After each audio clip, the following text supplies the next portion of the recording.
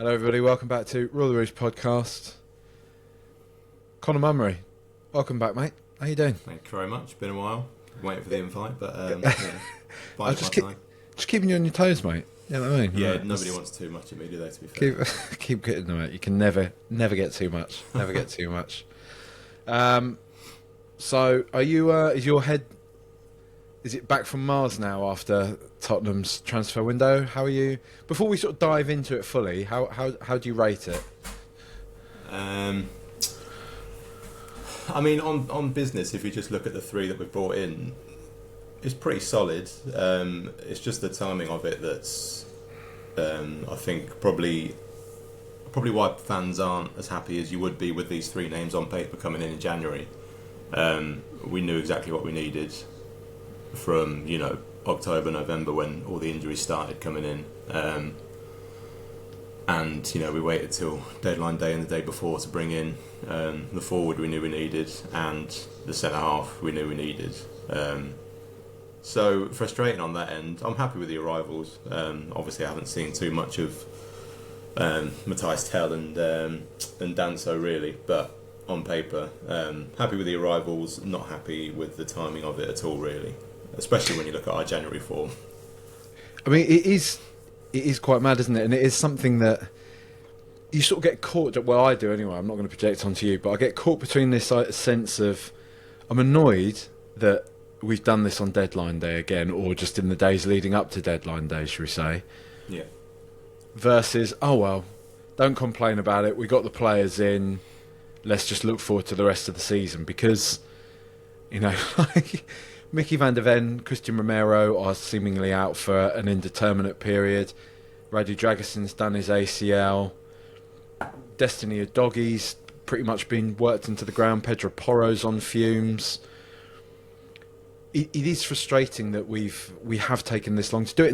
And in your gut, do you think it is deliberate again? Do you think it's deliberate from the club, or do you give them a sort of pass just in the respect that January is quite difficult, and if you actually look around Europe, barely anybody has signed anybody in this January transfer window as well. I think it might be giving them too much credit to call it deliberate. Langer said in that interview that they put out yesterday that they were ready to go on the 1st of January. They had a good idea of who they wanted to, but basically just said it's not easy and pretty much used the new UEFA format as the excuse for not bringing anyone in because previously clubs obviously knew their fate in Europe before January. They'd played all the group games, and he pretty much said that pretty much just complicated everything. Especially the two we brought in after Kinsky.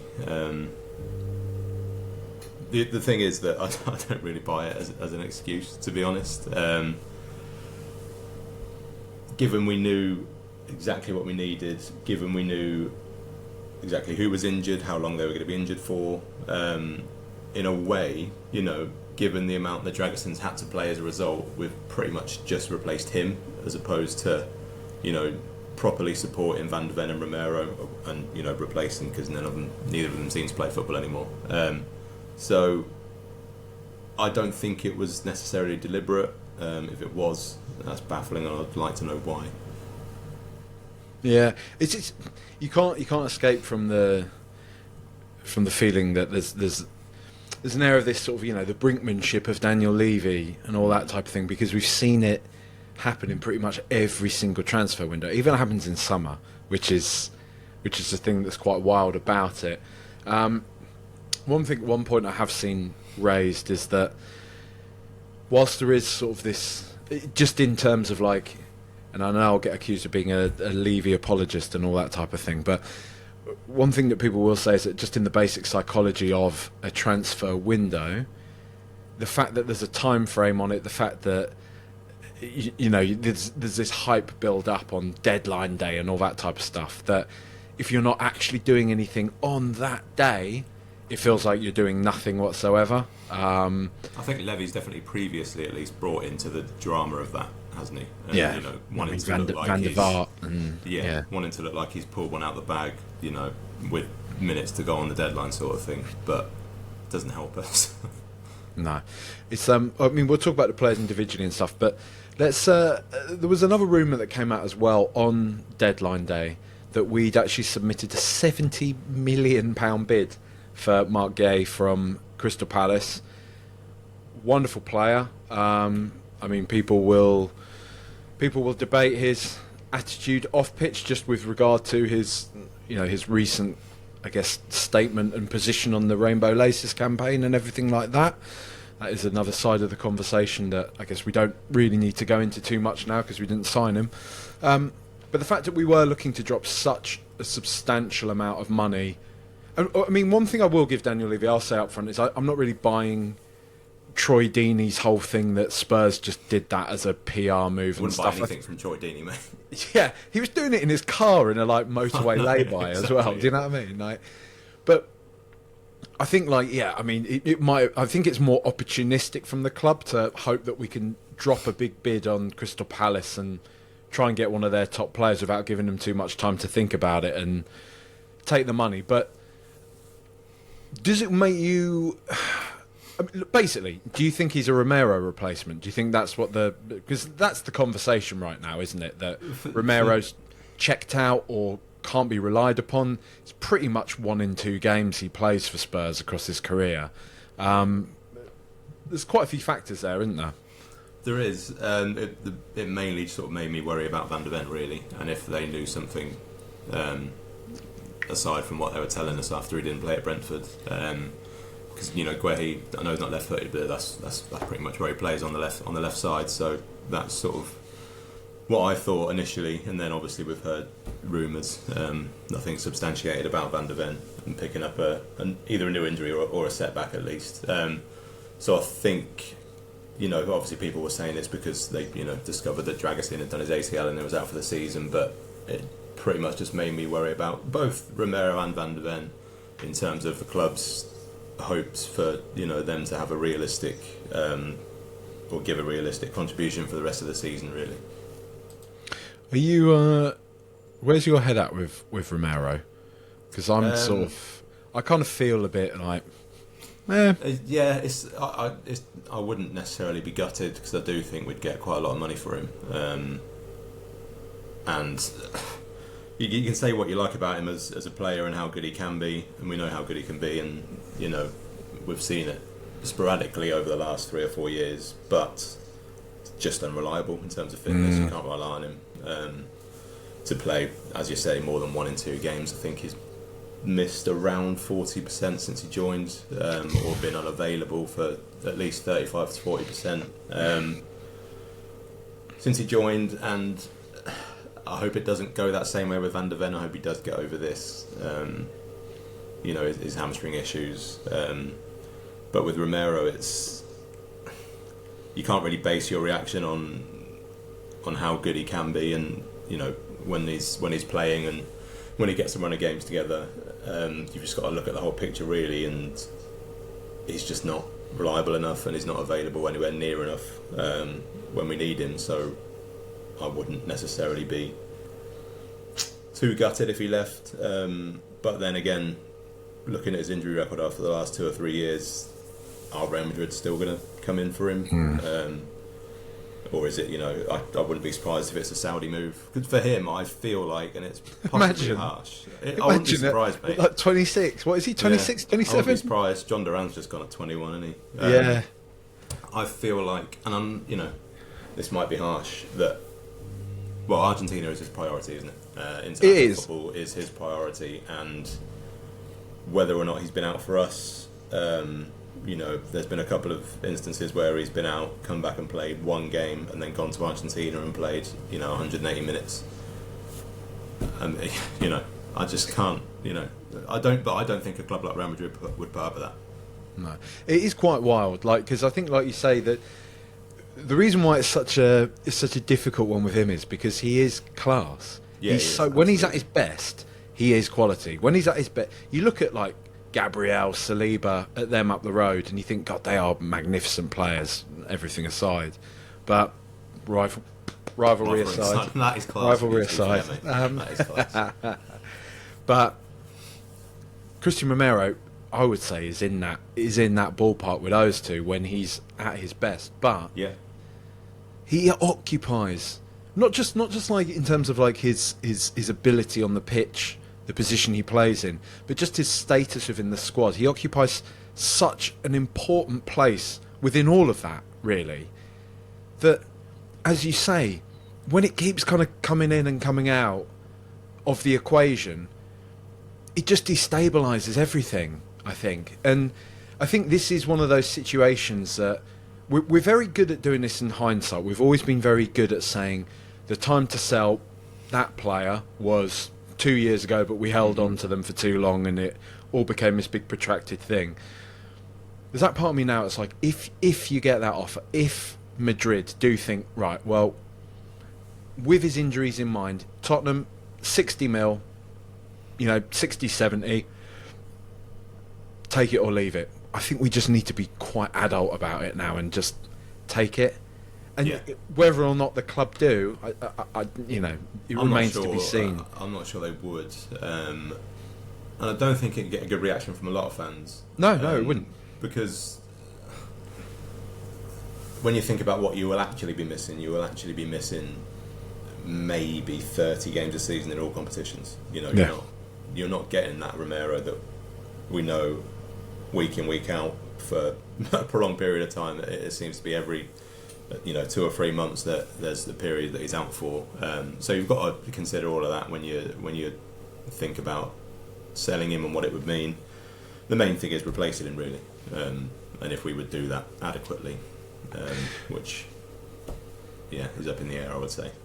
Did you see some geezer posted a thing on Twitter yesterday that he got absolute pelters for, but I kind of agreed with, in that all the players, everybody yesterday was giving an outpouring of love for Dragusin. All Maddison, Sonny, all of them. You're in our heart, brother. All this type of stuff. And Romero, vice captain of the club, didn't say anything.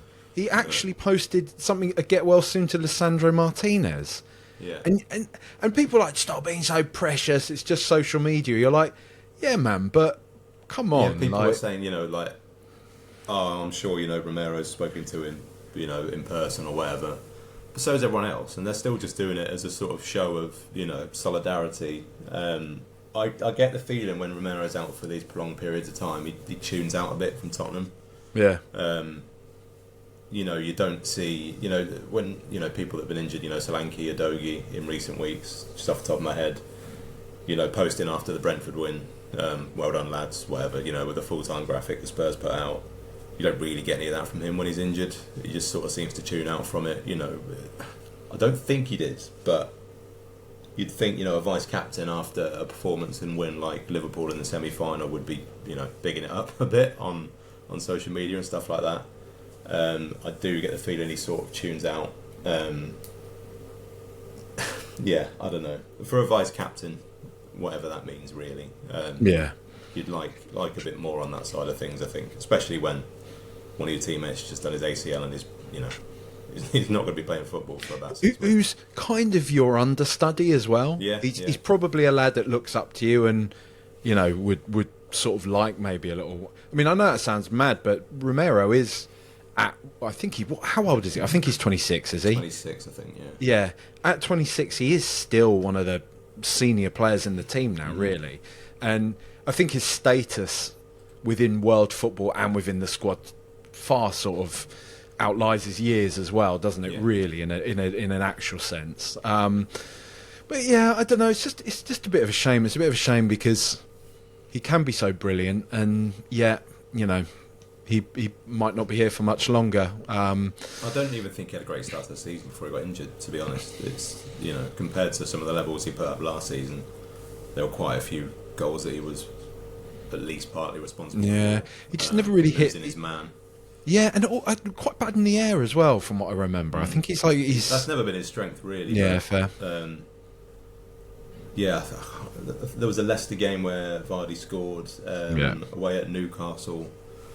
I think it was him and Dragusin. He wasn't great then. And there's been a couple of goals that Brighton as well, where he's just sort of lost his man or let someone run by. Yeah, and from what I remember, his playing out from the back's been quite slack as well, and that's one of the main things you count on that from is him. His strength, isn't it? Yeah, yeah. What we miss. We really, really do miss that.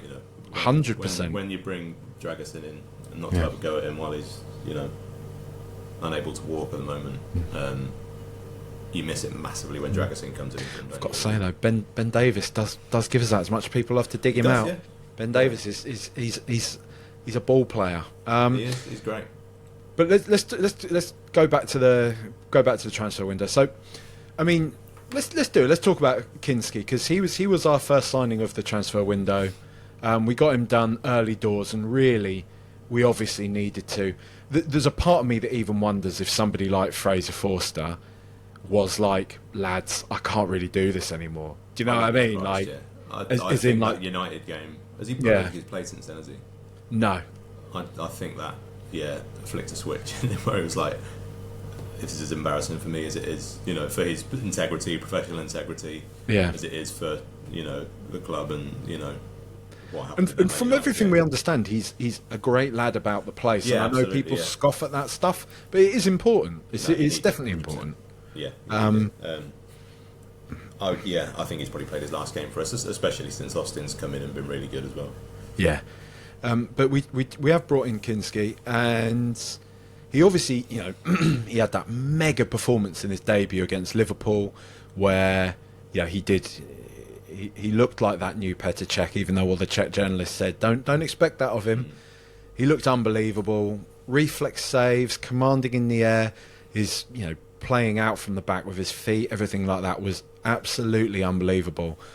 So much so, I think most of us were like, right, well, Vicario's going to have a job on his hands getting back into the side when he's fit. You just kind of feel that, like, I don't think Kinsky's made any like glaring errors or anything, but at least the way I feel, I've kind of cooled on him just in the respect that I think he's a very good, very solid player, great acquisition, but to me he's very much a future purchase. I think Vicario is still our number one. What would you say? I would agree. I think again, we don't need to pull through and look for mistakes in what he's done, because he's been brilliant for a 21-year-old kid coming in, being dropped straight in. Just the last couple of weeks, I think there was one of the Leicester goals and the Trossard goal in the North London derby that I think Vicario saves. But in contrast to that, I think we've looked a lot more solid at corners with Kinsky than we do with Vicario. We seem to be being targeted less. Our keeper seems to be being targeted less. We haven't conceded many. I know Arsenal scored one, which they always do anyway, in the North London derby. But aside from that, I just feel I feel a bit safer at corners and set pieces, which may be harsh on Vicario because he is a brilliant goalkeeper, and we definitely miss his shot stopping ability and stuff like that. But in terms of corners and stuff, which was obviously a massive issue for us last season, not so much this season, even when Vicario was fit, I've definitely felt a lot safer with Kinsky in goal, but I would probably bring Vicario back in when he is ready. I definitely know what you mean. The set pieces is a big one, but then there's those moments like, and the ones I'll pinpoint is Trossard's goal away at the Emirates. Yeah. There's that part of me, it's like Vicario saves that. Yeah. I think Vicario laps that up. It was very similar to Lloris for the Alexis Sanchez in the 2-2. Yeah. He should have, go into the far corner, got something to it, and really should have stopped it. And I think there was almost a mirror image of it. Was it against Everton, maybe? Was it somebody like Everton, or somebody else scored one that was very similar to the Trossard goal again against Kinsky, where they just went across him? Might have been Everton. I can't remember. We've conceded, lost so many goals, so many games lately. It's hard to keep track. But it's just, it's a difficult one, isn't it? But I think the main thing for me, the main thing that I find heartening about this is that now, at least it feels like Vicario, and no disrespect to Brandon Austin, who I think has done a good job when he's come in. I think has worked hard, obviously, for his opportunity and is very well liked within the club. But I think now with Kinsky behind Vicario, there's actually genuine competition. Vicario really will have somebody breathing down his neck. And it's not to say that I think that he's, being purposefully negligent or anything like that when dealing with set pieces.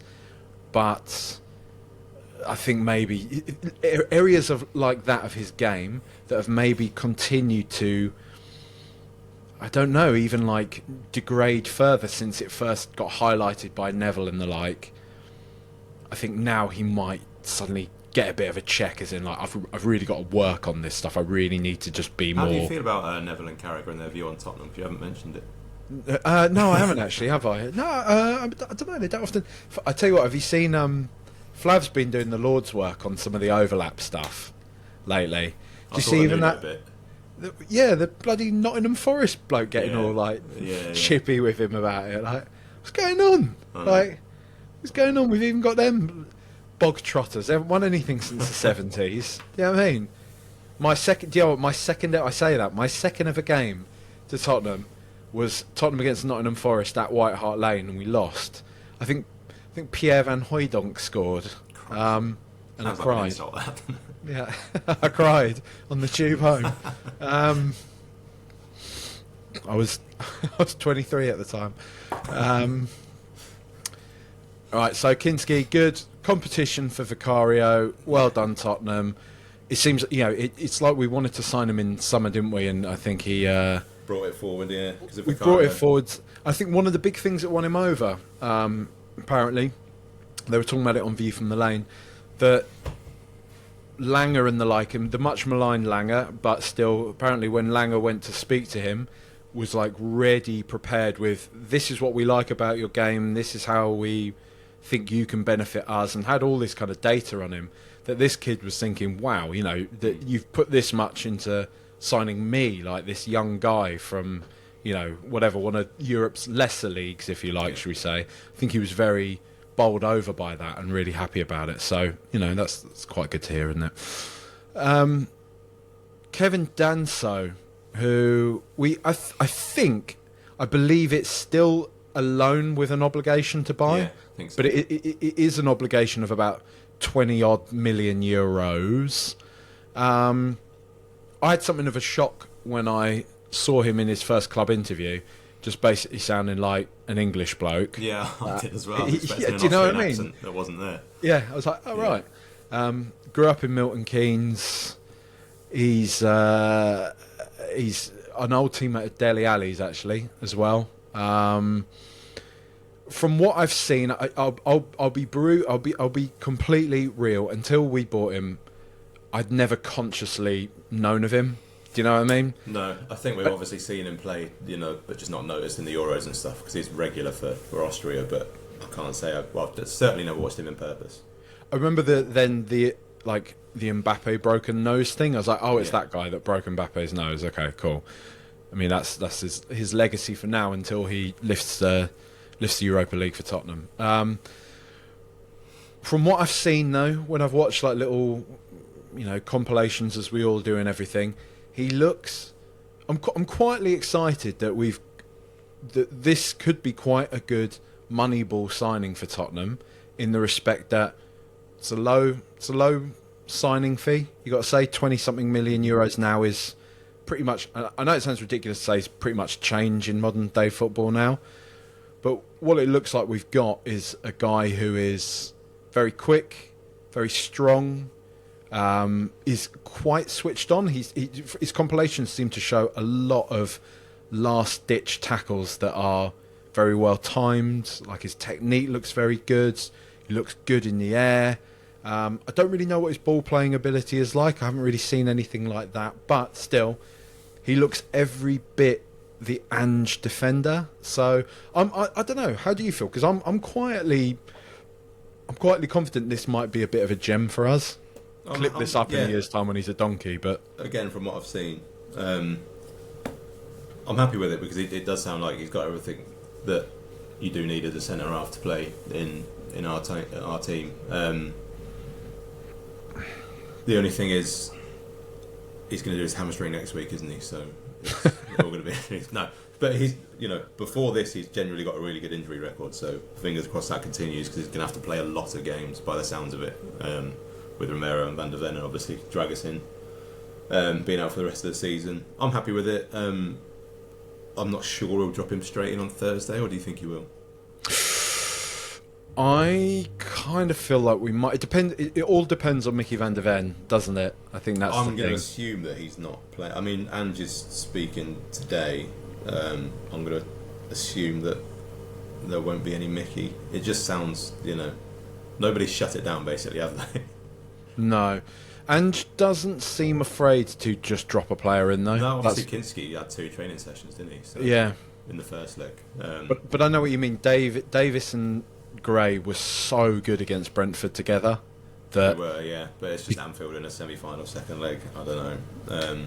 He's, Danso's played some big games. He's played European football, played in international tournaments. So maybe he will. He's got the experience.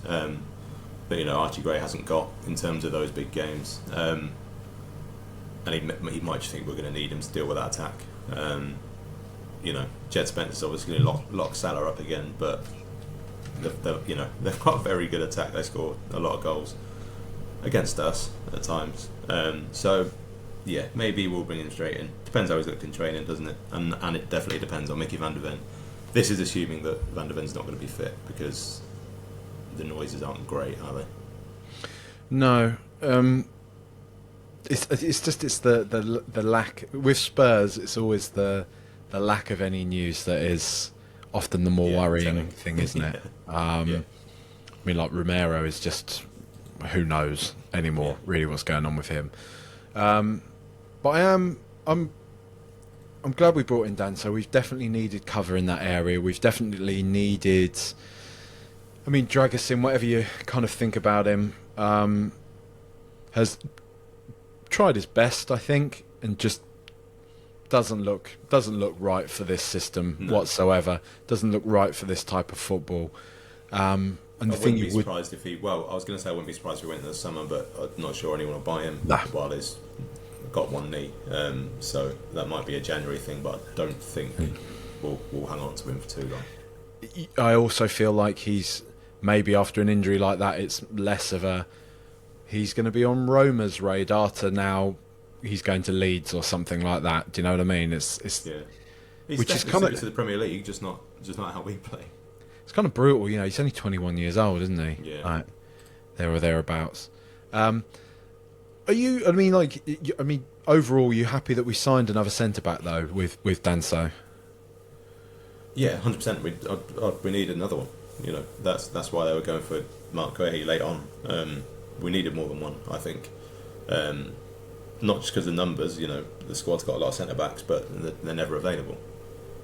At the moment, fit, as far as we know, Danso's our only fit senior centre back, and he's been there 2 days. I think we needed another one, and I think we probably should have got one in, because the club know better than we do the situations of Romero and Van der Ven. How many games how many games if Van der Ven isn't injured, how many games are we expecting him to play? Is he going to come back and play 2 or 3 a week for the rest of the season? You can't. No, you can't do that. I think he could well end up, next season, if touch wood, he's not injured, being a 1 a week player, which would mean he needs a lot more support than he's got at the moment, because we've only got Gray, Davis, and Danso to pick from at the moment. So I do think we definitely needed another centre half. But we have to make do. We got a bit after like Woodgate and King. After that era, we sort of been a bit spoilt with Alderweireld and Vertonghen, didn't we? Absolutely, like who both picked up the odd injury, but they were pretty much titans. Very, very those two, weren't they? Yeah. It's all that. It's all that calcium because it's all the cheese they eat in Belgium, isn't it? Cheese and dairy produce, cheese and chocolate. Worthy of the flag, Jack. Yeah. So, our other significant piece of business, Mathys Tel, the much hyped. That sounds bad, doesn't it, when you say someone's hyped? Yeah. But I mean it in a good sense. The much hyped teenage sensation from Bayern Munich, It's actually quite mad that he's only 19 years old and seemingly already has this kind of like senior standing within the game. Apparently wasn't keen on us at first. Then, whatever, I don't know, it seemed like nothing else materialised and he ended up coming to us, but I'm not really that bothered about it. We've got him, and I think it's fair enough for a young player to want to assess his options, see what was available to him. There's a lot of talk about this phone call from Ange Postecoglou. Overall, though, are you happy about it? Yeah, we needed an attacker, and he is one of the versatile attackers that we've been crying out for. The only reservations are whether he is, the plug-in and play type player that we need, given the injuries we've got in attack. Whether he is, regardless of his age, ready to come straight into the team and perform consistently. He's obviously got a lot of games under his belt. Most of those, maybe not most, a lot of those have been off the bench for Bayern Munich. So in terms of minutes, he hasn't actually played as many as you might think, looking at his appearances. So when we were looking at obviously that Randall Kolo Muani went to Juventus, 25, 26-year-old, would definitely have been a plug-in and play player. He's banging him in for Juventus now as well. Of course he fucking is, yeah. Obviously he is, yeah. Naturally. So whether he's up to it, whether he's up to coming in straight in, starting games consistently at this level, it remains to be seen. But he looks a really exciting talent. A lot of his good contributions seem to have come off the left, which hopefully means we can give Sonny a bit of a rest some games. I would say probably the right side would have been a bigger priority. I'm not sure he's played there much. Seems more comfortable on the left than down the middle. So, yeah, remains to be seen. But, yeah, definitely happy with the signing. Can't really go wrong with we can decide, and so can he, whether we want to keep it permanent. So, obviously, to see how it goes over the next few months before we splash out what is quite a lot of money for a teenager, 50, 60 million. So, looking forward to seeing him. He's not one that I would expect to come straight in and start on Thursday, possibly Sunday, but can't not be happy with it. Can he play on Thursday? Was he registered in time? Yeah, I think so. Yeah, I wouldn't be surprised to see him have a little cameo if. Yeah, pretty sure. If I think things he'll go have cameo. I think he'll come on. I just don't. I don't think he'll start. I think we'll probably start Kulusevski, Richarlison, Son again up top, but. Richarlison won a piece of Liverpool as well, wasn't he? Absolutely. But again, he doesn't really seem up to playing 90 minutes at the moment, Richarlison. So he could well be the one that goes off for Tel at some point.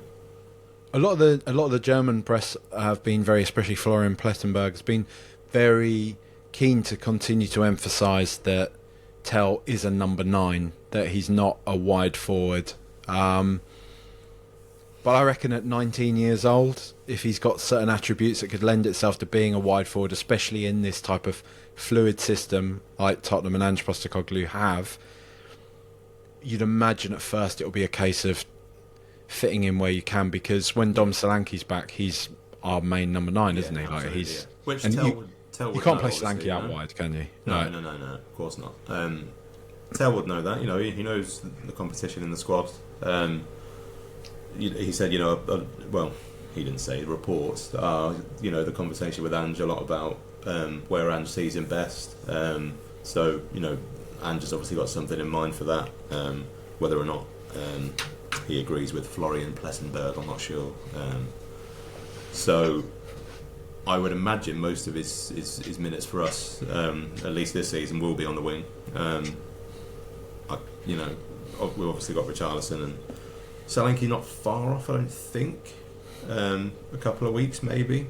It was 6 weeks, wasn't it, initially? I think so. And that was, 3-4 weeks ago, maybe? So, hopefully not long till he's back. I can just see most of his minutes coming from the wing, to be honest. Son has played far too much. We're not doing him any favours at all. There's a lot of talk about how much he's dropped off.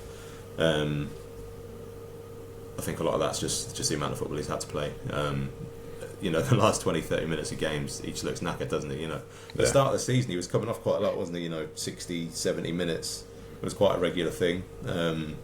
We've just not been able to do that. So hopefully Tel will at least give us that opportunity. You see, when they shoved the phone in Tel's face when he was on the plane over, it's been like, so has Harry Kane said anything? And he was like, yeah, he said, good club, nice people, very nice pitch. Yeah, nice pitch, yeah. You imagine Kane, yeah, nice pitch, nice pitch. Yeah. Cheers, Harry. And then he gave some little, what's this cleats app? Cleats, yeah, I don't know. What is it? It's basically where you can supposedly talk to players, but I can't imagine it's that straightforward. It's sort of like a WhatsApp thing, where I imagine it's just, his team going through all the questions and stuff he gets, and then just presenting him with one, and he has to record a voice memo response, that sort of thing. Yeah, I won't be joining. You won't be, not just even just send him a bit, why did you leave us? Or if we win, just sending in pictures of Sonny holding up a cup. Yeah. You know what I mean? Yeah. This could have been you. This could have been you, and there you are winning the Bratwurst trophy. He's not even won that, mate. No, he hasn't, not yet. So other than that, we've gotten, a number of youth team options in. Daniel Batty from Manchester City for an undisclosed amount. Luca Fernell-Gill from Liverpool, under-21s, undisclosed amount. Reece Alexander-Russell Denny from Chelsea's under-21s. Norm MacDonald reading out all those random names. Right. It sounds like that. Yeah. And Mason Malia? Let's say Mason Malia from St Patrick's Athletic. But he's 17 years old, and that was I think it was 1.6 mil up front. I think there's going to be additional performance bonuses put on that. Irish Jack, who I've had on the pod before, who basically triggered everybody last time I had him on because he said Spurs are terrible, has said that we've got a real. I'll take that. We've got 14th. We've got a real gem in this lad, that he is actually very, very, very good. Never heard of him, but still, if an Irish person says an Irish player is good, then that's enough for me. Do you know what I mean? That's how it works, isn't it?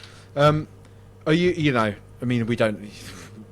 I'm assuming you don't know anything about any of these lads, but still good, right? Spurs promising signs given the response, especially I would say from the lad we got from Chelsea fans and Chelsea followers who watch the academy regularly don't seem happy about it. They seem pretty gutted that he's gone, especially Tottenham, I'd imagine, which is I can only take as a very promising sign.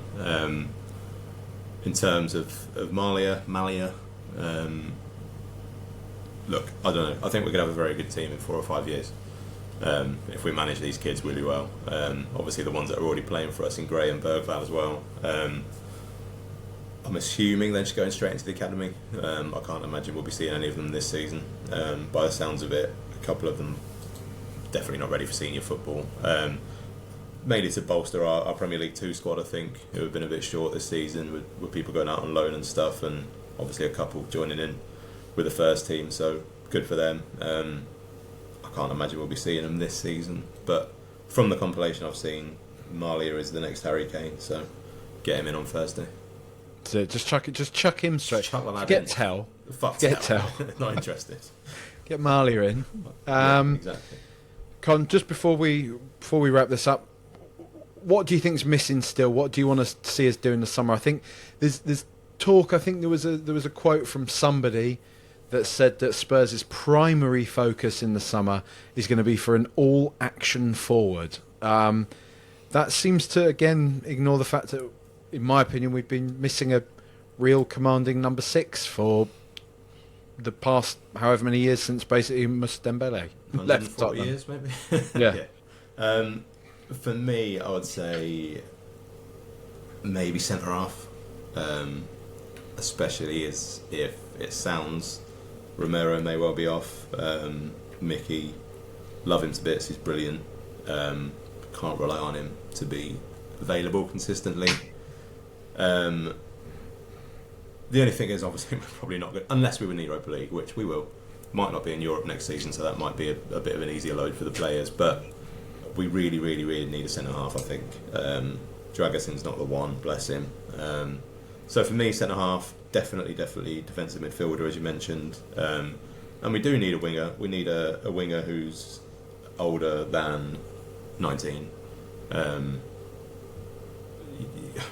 Brennan Johnson, you know, he's good at what he does. Went on that really good run in the season, scoring run. A lot of his all-round play isn't really up to it, whether that's confidence or not. He has got the pace, we know he has, but I'd love to see him face up his fullback and take him on more than he does. Seems quite reluctant to do that. Obviously, Timo Werner. Saying all this, we're just going to extend Timo Werner's loan for another year, aren't we? I do think we definitely need. Wait, you're just speculating. We're not actually doing that. No, we're definitely. Yeah. Not. I mean, no. Yeah, centre back, number 6, and yeah, a senior forward who can play across the front line. Definitely. Not much then. That shouldn't be much for a summer transfer window. 3 players. We've spent nothing this month. 15 mil on Kinsky. Obviously, we're going to spend the 20 mil for Danso. Make the decision on Tel over these next few months whether we want to drop that. You know, if we do end up dropping 50-60 million on Tel, that will probably be our forward signing, you'd imagine, and spend the money elsewhere.